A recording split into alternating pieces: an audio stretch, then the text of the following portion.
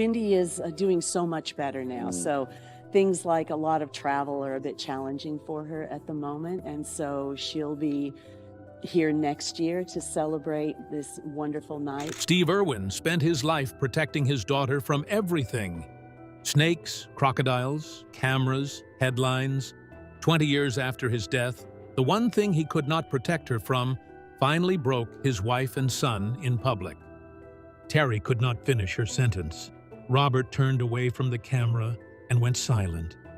And what Bindi has been hiding from the world is the exact thing Steve told Terri to watch for the night before he died. The Vegas carpet, where everything came undone. It happened on a warm Saturday evening in early May of 2026, inside the gilded ballroom of the Bellagio Resort and Casino. The third annual Steve Irwin Gala had transformed one of the most iconic venues on the Strip into a slice of the Australian outback. With khaki tablecloths, ambassador animals roaming through the crowd, and Australian comedian Rove McManus warming up the room as master of ceremonies. The entire ballroom was packed shoulder to shoulder with conservation donors, Hollywood friends, and members of Robert Irwin's freshly minted Dancing with the Stars family. For the second year in a row, however, one chair at the family table sat empty. Bindi Irwin was nowhere to be seen. Her absence rippled through the ballroom before the first course was even served. When Robert and Terri finally walked the carpet together, every reporter pressed them for the same answer. Terri spoke first, her voice gentle and a little tired from the long flight in from Brisbane. She told E! News that Bindi was doing so much better now, but that travel had become a real challenge for her at this particular moment in her recovery. She promised the room that her daughter would absolutely be there next year to celebrate this wonderful evening. But for now, she was simply staying close to home. Then came the line that lit up social media within hours of the gala ending. Terri smiled with a kind of knowing weariness and said it was actually less taxing for Bindi to be home feeding crocodiles than to make the journey to Las Vegas. That single sentence carried more weight than anyone in the room realized at first hearing. To understand why that one comment mattered so much, you have to know what feeding crocodiles actually means at Australia Zoo. The quiet sentence that broke the internet. The Crocoseum is a 5,500-seat amphitheater built by Steve Irwin himself, the same arena where his memorial was held back in 2006. We are talking about a young woman who would rather wrangle a 14-foot saltwater crocodile in front of a live audience than board a long-haul flight to Nevada. Robert immediately stepped in to fill out the picture. He reminded everyone that Australia Zoo runs with a team of around 500 staff members across roughly 500,000 acres of conservation land. Someone had to hold down the fort, while the rest of the family flew abroad, and his sister was doing a tremendous job in that role. He delivered the line with a proud smile, but there was something underneath the smile that the reporters could feel without him having to spell it out. The truth is that Bindi has spent more than a decade fighting a battle that most people watching that gala would never have guessed at. Her recovery is genuine, but it is fragile, and the family has been navigating a delicate balance between celebrating her healing and protecting her from anything that might set her back. The reason Terri described travel as challenging was not a casual phrase chosen for the cameras. It was a careful summary of years of medical history that have shaped the entire Irwin family's life behind the scenes. And that history is exactly where this story turns next. A 13-year war inside her own body. Bindi first went public with her diagnosis of endometriosis back in March of 2023, sharing a hospital bed photograph on Instagram and writing about more than 10 years of tests, doctor visits, and scans without answers.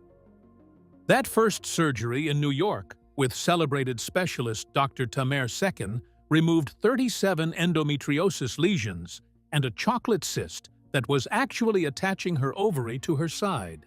Endometriosis, however, does not work that way. It is chronic. It returns, and in the spring of 2025, it returned with a vengeance. On the very night of the second annual Steve Irwin Gala in Las Vegas, Bindi was supposed to be standing on that same Bellagio carpet next to her brother and mother. Then everything fell apart in the space of a few hours. Robert later told People magazine that his sister had tried to push through the pain and attend the gala anyway, but the surgeon told her plainly that her appendix had to come out immediately and her health had to come first. Bindi flew straight from Las Vegas to New York for emergency surgery.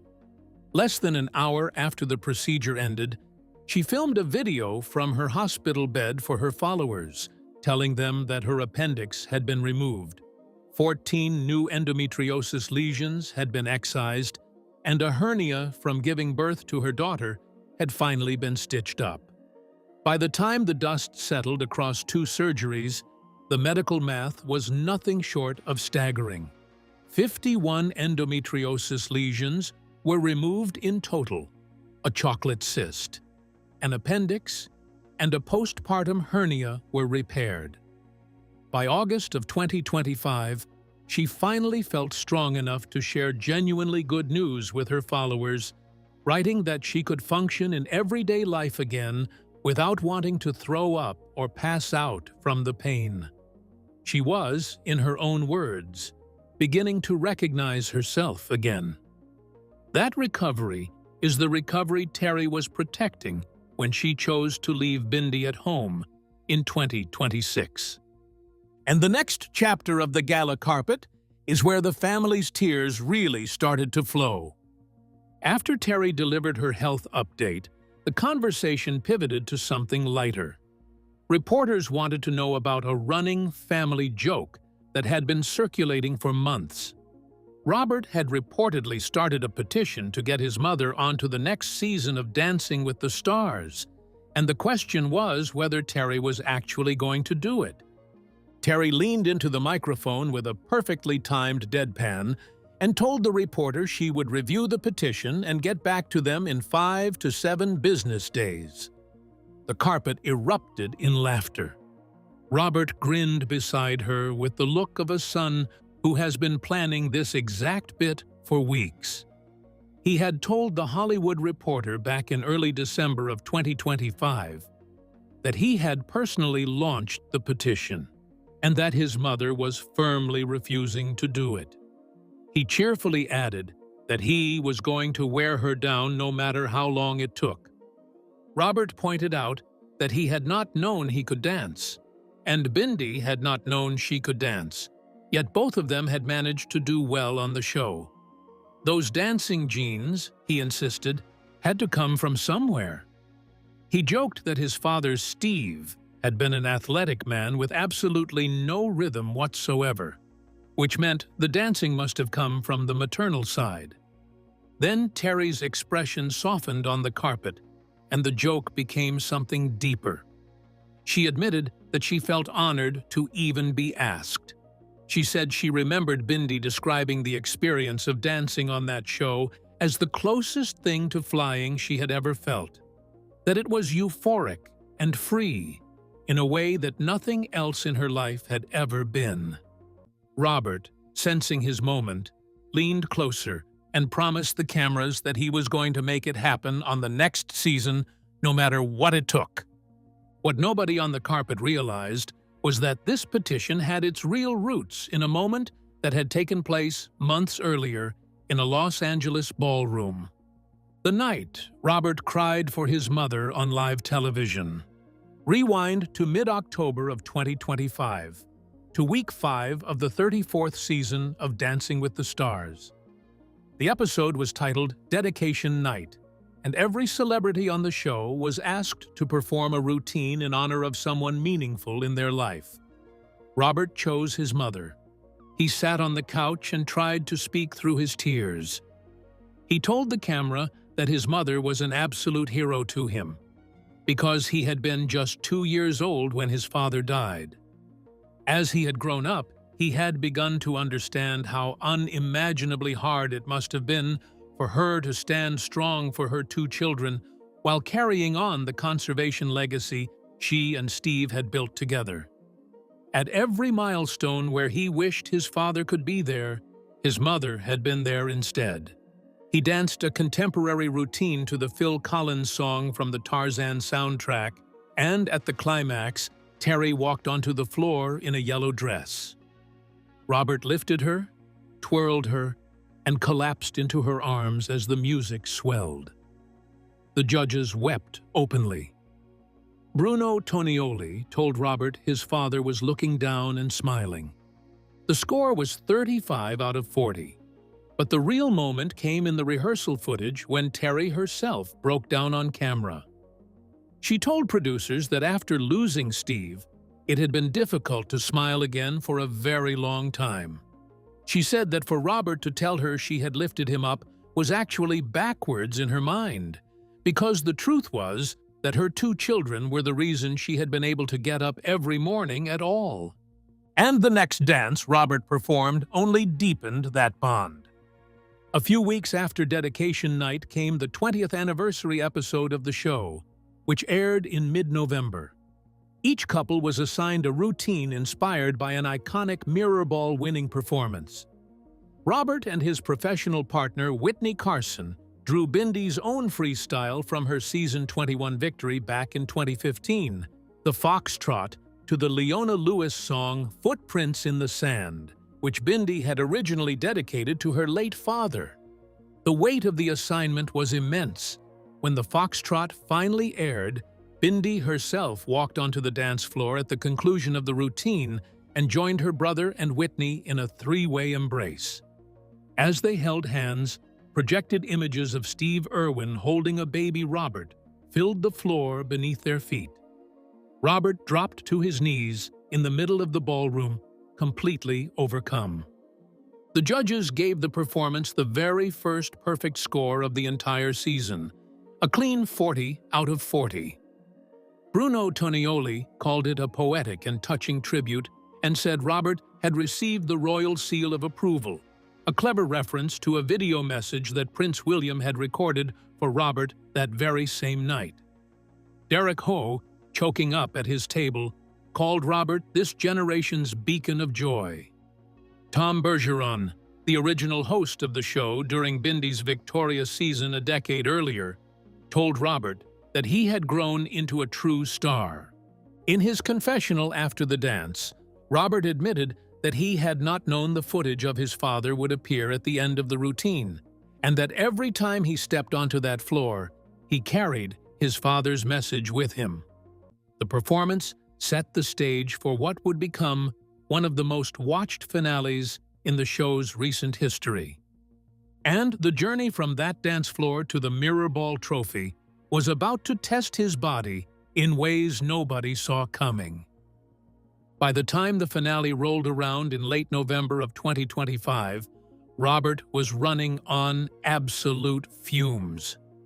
Whitney revealed that the pair were close to falling apart after 11 punishing weeks of rehearsals. Robert had developed a serious rib injury that made every breath painful.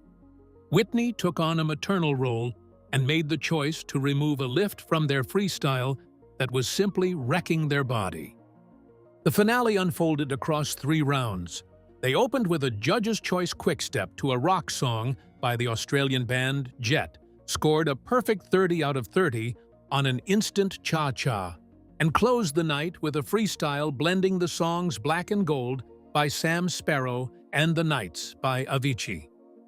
When Alfonso Ribeiro and Julianne Hough finally announced his name as the winner, Robert immediately grabbed the microphone and told the crowd that his sister had said it best when she had told him that the show would change his life forever. The numbers behind the win were historic. The finale drew more than 9 million viewers, making it the highest entertainment broadcast since the Oscars that year. Voting reached 72 million ballots, doubling the previous year's totals. Robert became the youngest male winner the show had ever produced. He and Bindi together became the very first pair of siblings ever to both hold mirror ball trophies in the show's entire history. Terri, Bindi, Chandler Powell, and 4-year-old Grace Warrior were all in the audience when the announcement came. Terri's Instagram post that night has since become a kind of family scripture among Irwin fans. She thanked Robert for his passion and his kind heart, told Whitney that she was now officially part of the family, and reminded the world that even a zookeeper could learn how to dance. And 4 months later, in the gilded ballroom of the Bellagio, all of that pride would come pouring back out in front of cameras one more time. What Steve would have said if he could see it all. Back on the carpet at the Vegas Gala, reporters from Access Hollywood asked Robert and Terri the question that has hovered over the family for 2 decades. What would Steve Irwin think if he could see all of this with his own eyes? Terri's answer was vintage Terri, sharp and a little wry. She said that Steve would be amazed they were in Vegas, of all places. She pointed out that people often forget how philanthropic this city actually is, because the reputation has always been about what happens here staying here. She said the work being done in Las Vegas for humanitarian aid and conservation rippled out around the entire world. Robert's response was the line that has been clipped and replayed across every entertainment website in the world. He said it was interesting to him how every single day a stranger came up to him to share a story about how his father had inspired them. The fact that 20 years on his father's message was being felt stronger than ever showed 2 things at once. It showed what an incredibly powerful and unifying figure his father had been and remained. And it showed what an incredibly strong individual it had taken to keep that legacy alive all these years. He gave full credit for that strength to his mother standing beside him. Terri then offered up the perfect comic punctuation that broke the mood and made the whole carpet laugh. She told the reporters that the one thing Robert had, which Steve never did, was a willingness to take his shirt off for wildlife. Underneath the laughter, however, was the longer arc of grief that the family has carried. Terri admitted that the road from 2006 to that very stage had been a great deal of work and a great deal of grief, but that it had also held times of tremendous joy. And there is one date already circled on the calendar that will test that joy all over again. And there is one date already circled on the calendar that will test that honor all over again. The Crocodile Hunter and the anniversary. Just 4 months after the May Gala in Las Vegas, the Irwin family will mark 20 years to the day since Steve Irwin was killed by a stingray barb at Bat Reef on the 4th of September in 2006. The whole conservation world knows the anniversary is coming. The whole family knows. Robert had previewed his deeper feelings about that grief earlier in the year on a CNN podcast hosted by Anderson Cooper. He told Cooper that he feels closest to his father when he is in the middle of nowhere on a crocodile expedition, when a kind of warmth wraps itself around him without warning. He distinguished his own grief from his sister's with rare candor, saying that Bindi had so much more time with their father than he did, which made her grief feel like a stab while his felt like a suffocating blanket. He told Cooper about a moment on his very first crocodile research expedition in northern Australia, when he caught a massive saltwater crocodile, only to discover it had been previously tagged by his own father years earlier. He described it as an unmistakable sign that his dad was still with him.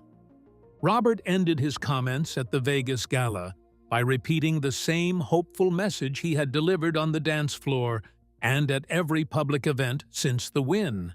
He said keeping that sense of passion and positivity and philanthropy and conservation alive was not only an honor for him personally, but also something he believed was absolutely crucial for the next generation. With his mother beside him, his sister recovering at home, and his niece growing up surrounded by the family's khaki uniform, the crocodile hunter's voice still echoes through the Crocoseum every single day. What did you take away from their words about her recovery? And do you think Terri will finally say yes to Dancing with the Stars next season? Drop your thoughts in the comments below.